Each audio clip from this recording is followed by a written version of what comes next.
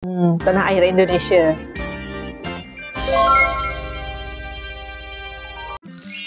Assalamualaikum warahmatullahi wabarakatuh kepada semua para subscriber saya, para viewers, para penonton, bapa-bapa, ibu-ibu, semua yang ada di sini.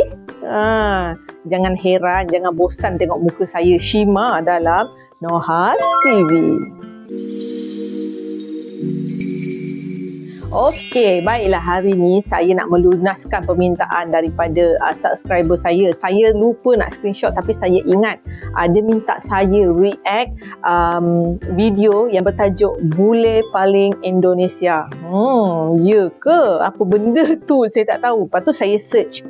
Lepas tu saya jumpa. Okey, video ini daripada channel Klaim Bule Minang. Okey, saya tak tahu. Okey, memang saya tak nak kaji lebih-lebih lah sebab saya nak surprisekan diri saya.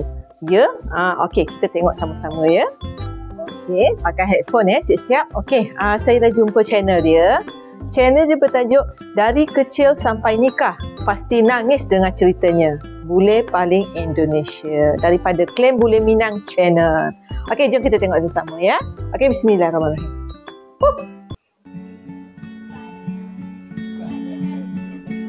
Hari ini saya mau berbagi cerita yang terpenting dalam hidupku.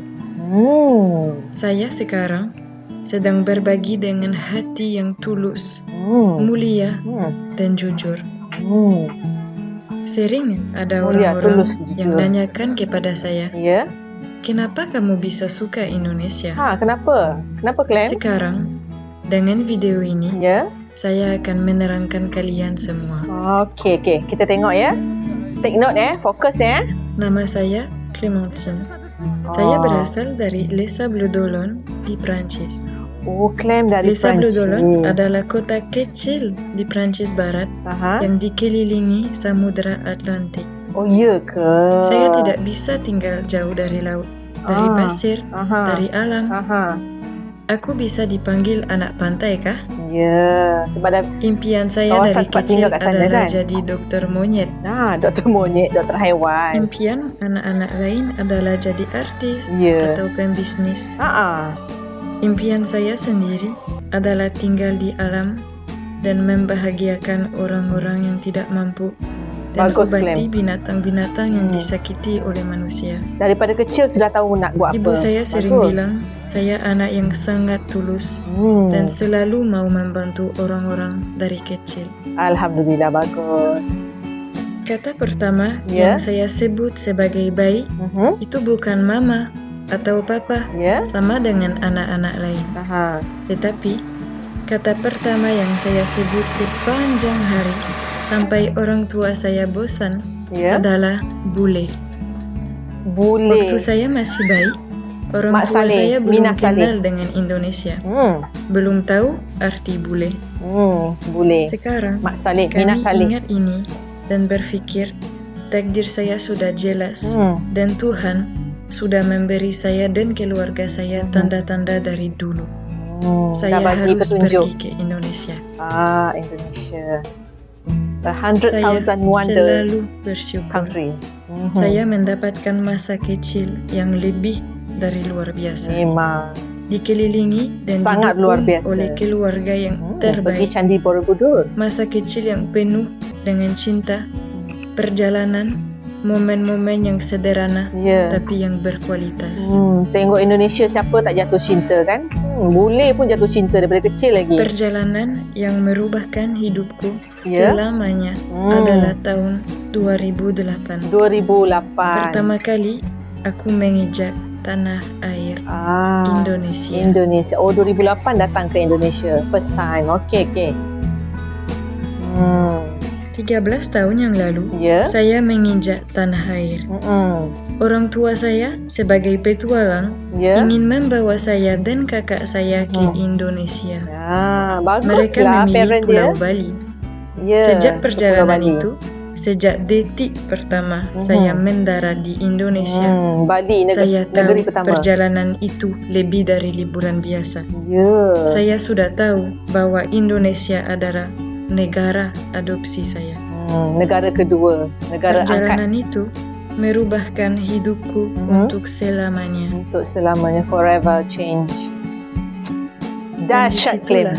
Mulai cerita yang tercantik di hidupku. Yes, the antara starting. Indonesia dan saya. The starting of the journey of Clem.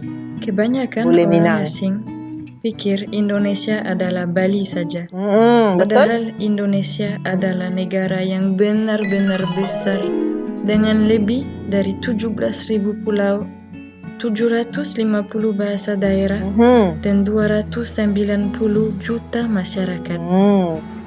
Dengannya ada 70,000 pulau. Yang saya suka dalam perjalanan adalah temukan dunia dan temukan budaya baru dengan mata yang pahami dan ramah. Yang saya paling suka itu bisa berkomunikasi bersama masyarakat, mencoba masakan yang khas dari Indonesia, dengar cerita-cerita orang kampung, dan belajarlah tentang hidup mereka. Bila makan makanan Indonesia, terus jatuh hati dengan Indonesia. Saya di Indonesia, kami pulang ke Perancis. Lepas tu? Di rumah, kami selalu berbicara tentang Indonesia, tentang memori-memori kami di Indonesia. Kami sangat rindu kepada Indonesia, suasananya, budayanya, kebaikan masyarakatnya. Kebaikan tu. Beberapa bulan kemudian, orang tua saya membeli tiket pesawat untuk pergi lagi ke Indonesia.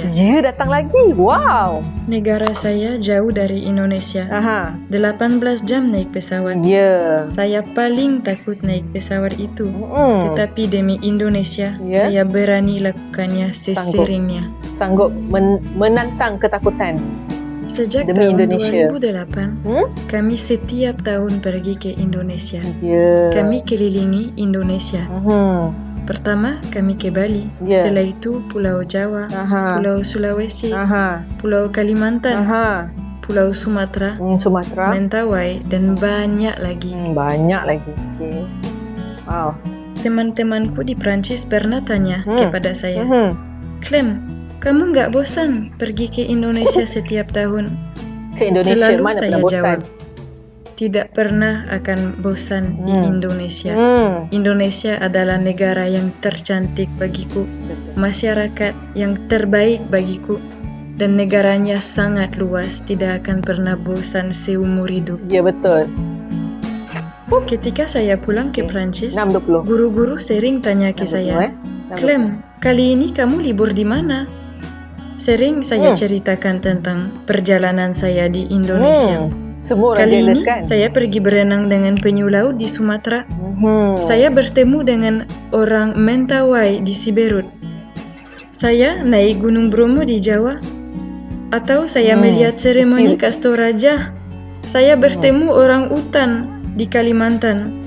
Atau saya melihat ribuan ikan hiu di bawah kaki saya. Mesti ramai yang jealous dengan Indonesia mencuri hatiku. Dan walaupun saya lahir di Prancis, walaupun kebangsaan saya masih Prancis, hatiku dan pikiranku selalu Indonesia.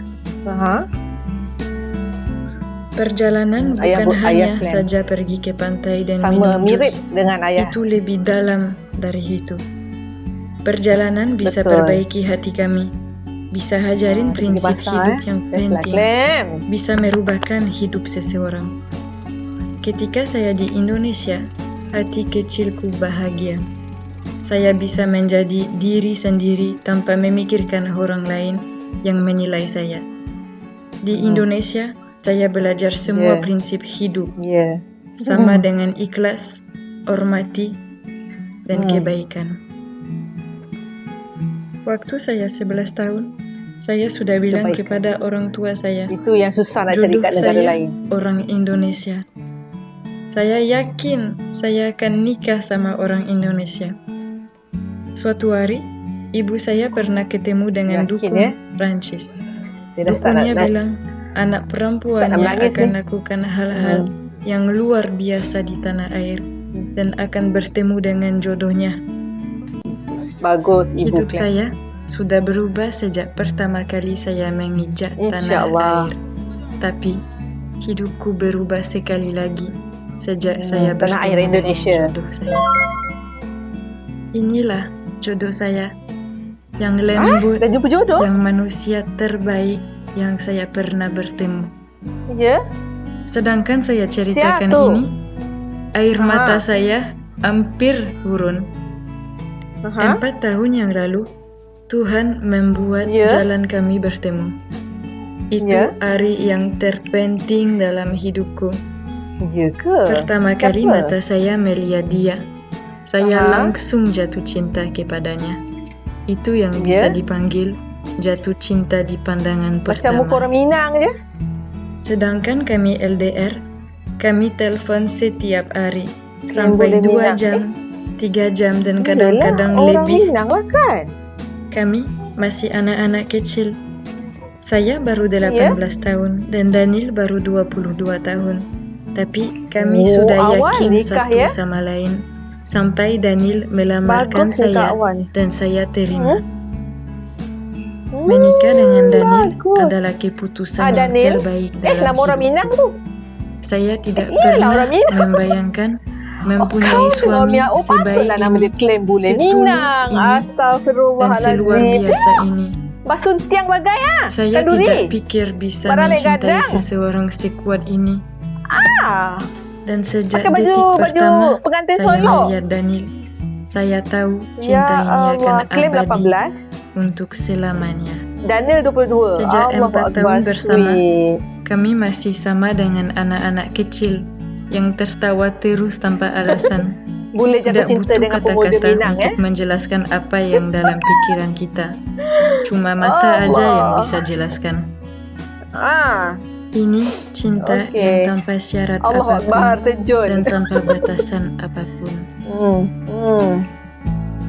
Setiap hari saya bersyukur dan berterima kasih kepada Tuhan untuk memberi saya jalan hidup dengan manusia terbaik di dunia.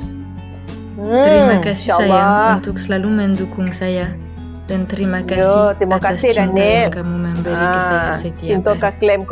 Aku mencintaimu selamanya. Selamanya. Wah, klaim dah Daniel. So sweet. Aduh. Saya boleh tak dapat tangkap. Saya tengok channel Klaim Bule Minang. Of course lah dia kahwin dengan orang Minang kan. Takkan dengan orang mana pula kan.